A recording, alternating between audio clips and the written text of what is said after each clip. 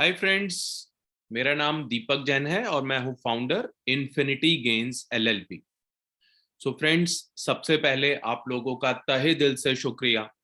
आज YouTube channel के ऊपर 50 सब्सक्राइबर्स, यस फर्स्ट 50 सब्सक्राइबर्स, वो भी बहुत थोड़े से समय में हुए हैं।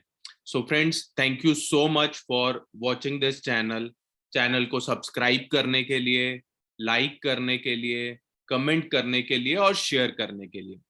आज मैं दो और कमेंट्स जो मुझे रिसीव हुए उसके बारे में बात करूंगा। मिस्टर नीलेश मोधे सर हैं जिन्होंने रिप्लाई किया है, very well explain Deepak ji. Thank you so much Nilesh ji, thank you so much.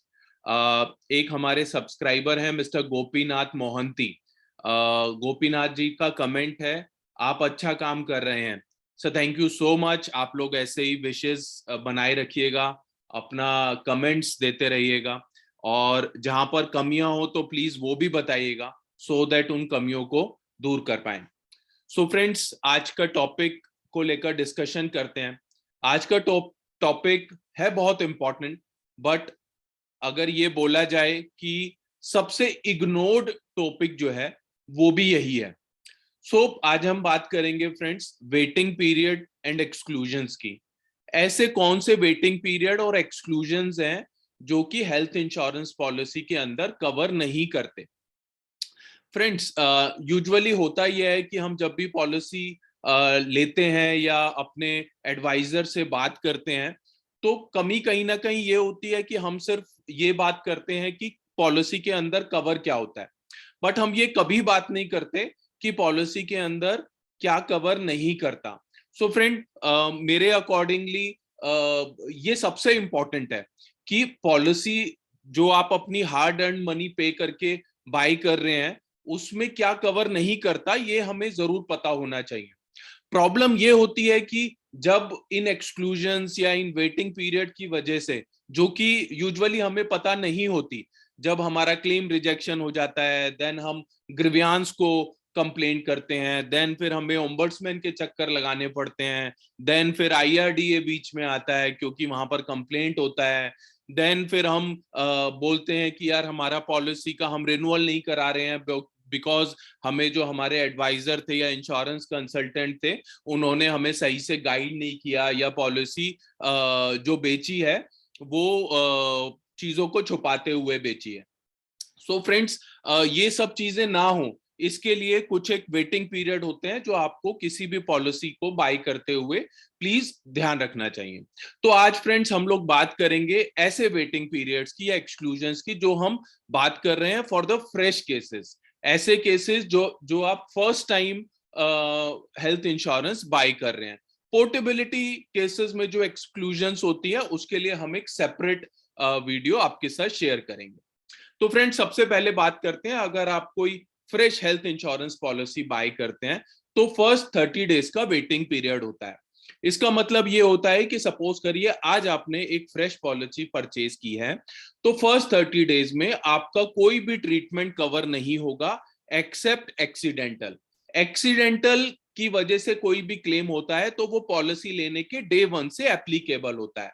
और फ्रेंड्स, हम यहाँ पर जो बात कर रहे हैं वो फर्स्ट ईयर के टाइम की बात कर रहे हैं। रिन्यूअल के समय पर ये वेटिंग पीरियड अप्लाई नहीं होता। देन हम बात करते हैं 2 ईयर वाला वेटिंग पीरियड जिसको कि स्पेसिफिक डिजीजेस वेटिंग पीरियड या स्पेसिफाइड डिजीजेस वेटिंग पीरियड भी कहते हैं। इस वेटिंग पीरियड का मतलब ये होता है कि stone, cataract, hernia, joint replacement surgery, ladies से गायनी से रिलेटेड प्रॉब्लम, इस तरीके की कुछ ऐसी डिजीज होती हैं या ट्रीटमेंट होते हैं जो कि पॉलिसी लेने के पहले 2 साल के अंदर कवर नहीं करते। इसकी एक पूरी लिस्ट होती है और आप लिस्ट को प्लीज गो थ्रू जरूर करें पॉलिसी वर्डिंग जब आप देखें। देन फ्रेंड्स, हम बात करते हैं 3 year waiting period for pre existing diseases. अगर हम इसकी बात करें, इसका बहुत सिंपल शब्दों में अगर अर्थ समझाऊं, क्योंकि ये एक पूरा टॉपिक ऐसा है कि जिसके ऊपर हम एक कमिंग समय आने वाले समय में एक पूरा वीडियो आपको बनाकर देंगे।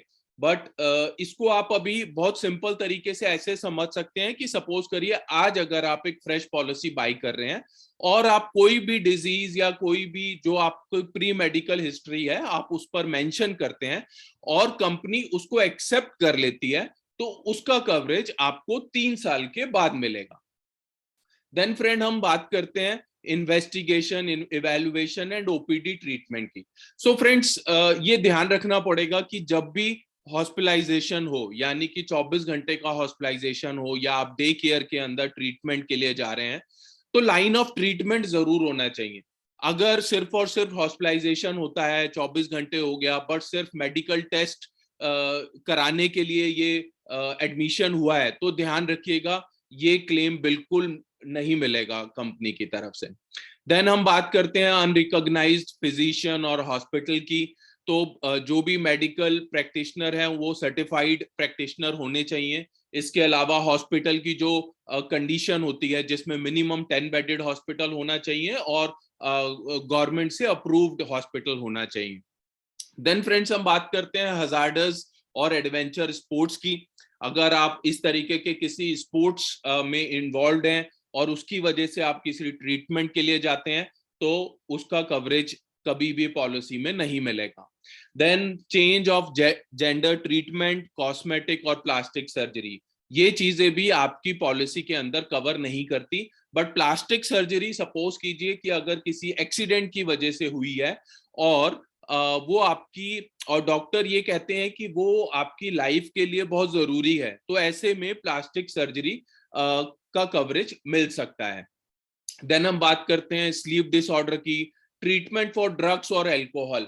अगर आप एल्कोहल या ड्रग्स लेते हैं और उसके किसी ट्रीटमेंट के लिए अगर आप जा रहे हैं, तो फ्रेंड्स ये भी किसी भी हेल्थ इंश्योरेंस पॉलिसी में कवरेज नहीं होता है। देन बात करते हैं डेंटल और ओरल ट्रीटमेंट, ये भी कवर नहीं होता। डेंटल ट्रीटमेंट की अगर हम बात करें तो कुछ छोटे छोटे ट्रीटमेंट ऐसे होते हैं या छोटे छोटे बेनिफिट्स ऐसे होते हैं जो आपको कुछ हेल्थ इंश्योरेंस पॉलिसी में मिल जाएंगे, बट उसका बहुत लिमिटेड अमाउंट होता है, जैसे सिर्फ 5,000 या 10,000 रुपए तक का डेंटल ट्रीटमेंट आपको मिल सकता है।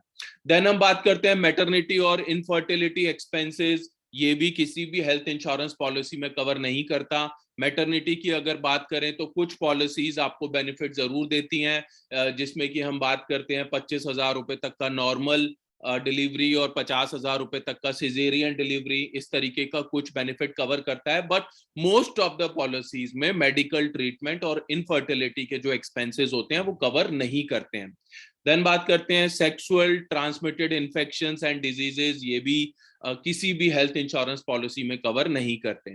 Treatment done outside India, friends एक चीज हमें बिल्कुल ध्यान रखना पड़ेगा कि इंडिया के अंदर जितनी भी हेल्थ इंश्योरेंस पॉलिसीज हैं वो काम करती हैं सिर्फ और सिर्फ इंडियन टेरिटरी के अंदर।